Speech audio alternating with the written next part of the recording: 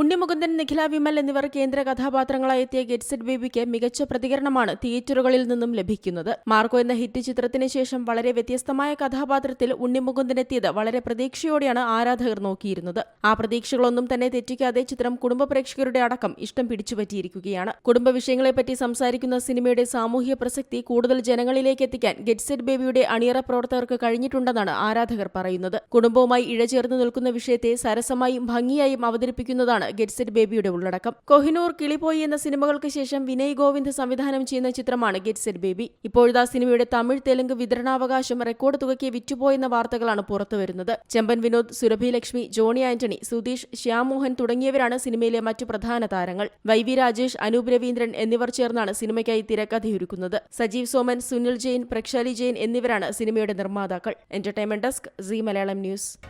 പുതിയ വാർത്തകളും വിശേഷങ്ങളും ഇനി വിരൽ തുമ്പിൽ.